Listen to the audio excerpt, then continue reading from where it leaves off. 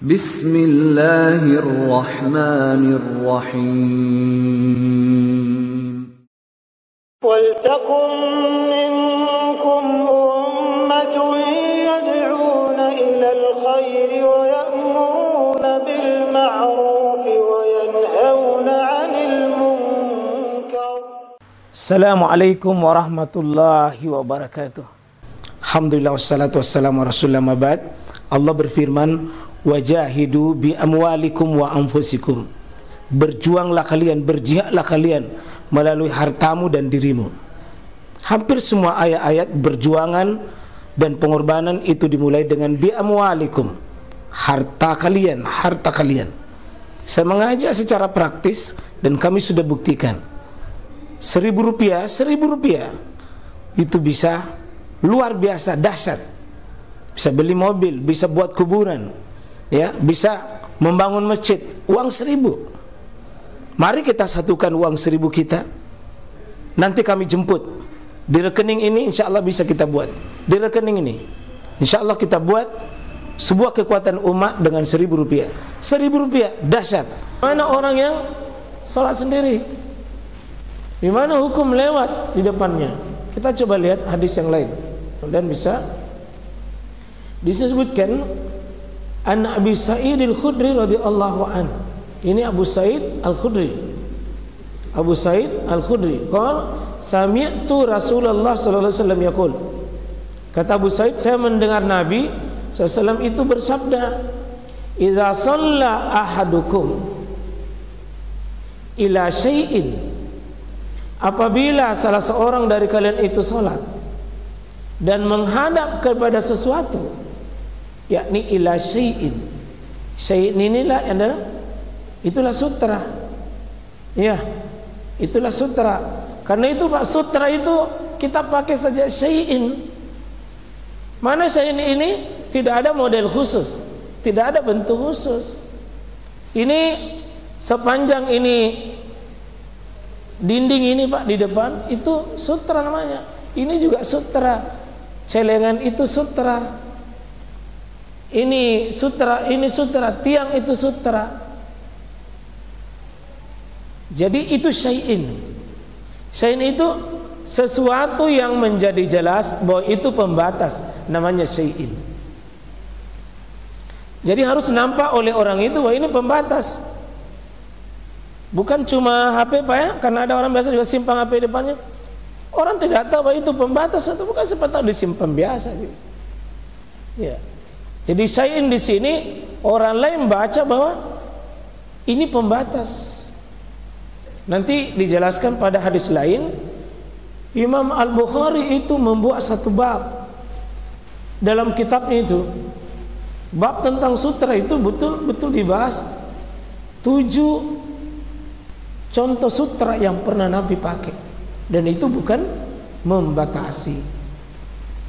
Nah, di sini kalau seseorang itu menghadap kepada sesuatu, kemudian yasturuhu minan nas, untuk membuat ini manusia tertutup dari manusia. Jadi orang sholat ini tertutup, maksudnya saya tidak peduli dengan yang lain itu di depan saya lewat itu. Itu salah satu fungsi dari sutra Pak, menutupi diri kita gangguan-gangguannya. Orang mau lewat di sana saya tidak peduli. Itu bisa lebih mengundang khusyuk. Bahkan kalau kita syarah kitab Bulughul Maram oleh Syekh Ali Basam itu mengatakan, bahkan sutra itu Pak salah satu hikmahnya untuk satu sunnah jelas, 2 mencegah orang lewat di depan kita. Ya. Kemudian yang ketiga, tidak membuat orang lain itu susah. Karena kalau kita tidak pasang Pak, orang itu tadi menunggu ayyakifa arba'ina khairam. Itu lebih baik berdiri berapa tadi?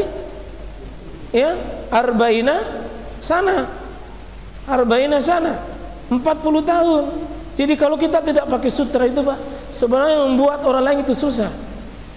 Tapi kalau maaf ya, Bapak pakai sutra di sini, antara sini dengan sini, kan saya bisa lewat di sini.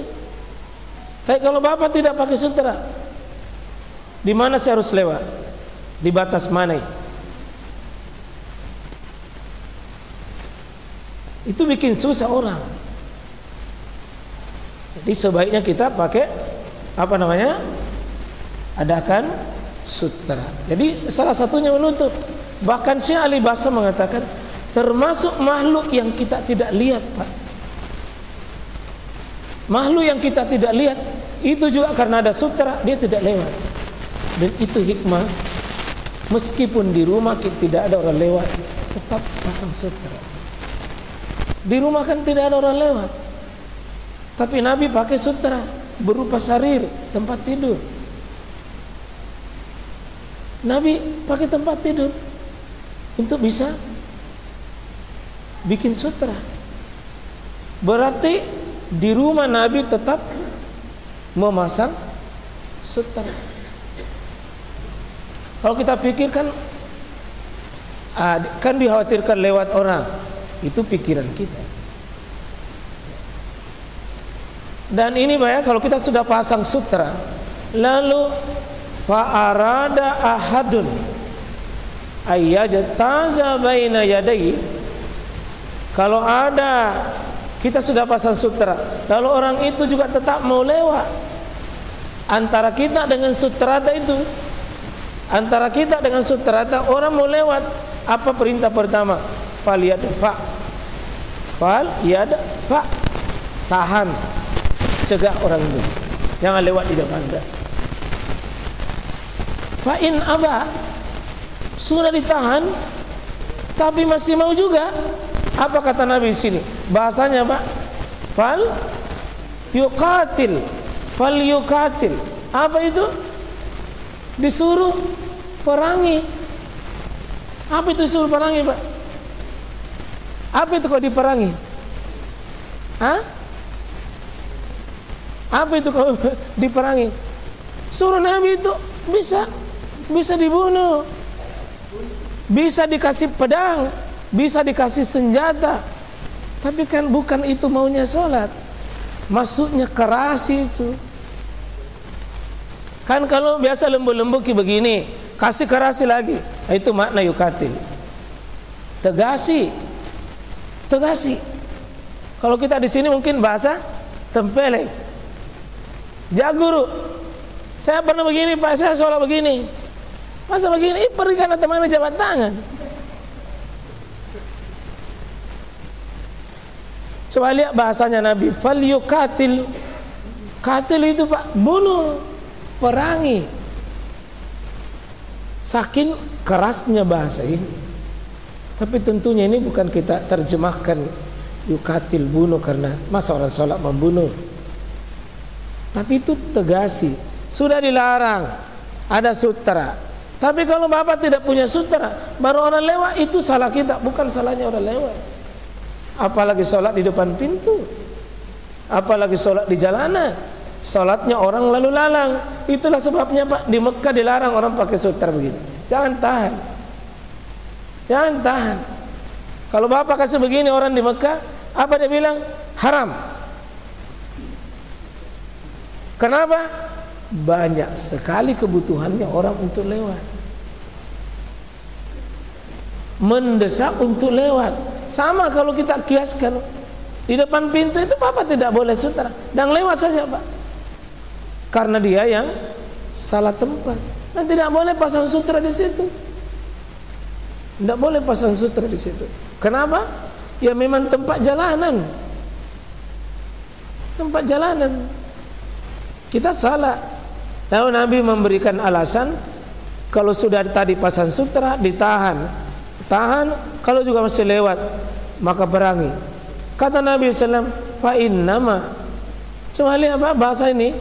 Ini tidak sembarang Nabi pakai fa innama yang begini. Ini namanya harful hasar. Artinya tidak lain orang itu tuh, fa innama huwa syaitan. Yang lewat itu tadi itu setan.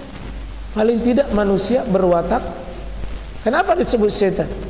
Karena setan itu adalah selalu apa? Ya ya'muru bisu, selalu yang jelek. Wa yasudduna an sabil, wa yasudduna anil khair. Setan itu menghalangi yang baik-baik, menghalangi orang kebaikan. Nah, salat ini kebaikan, sudah kita baik-baik, kenapa masih lewat? Nah sudah mau kau ditahan, kenapa saya lewat? Nah, ini betapa tegasnya hadis ini. Jangan lewat di depannya orang yang salat.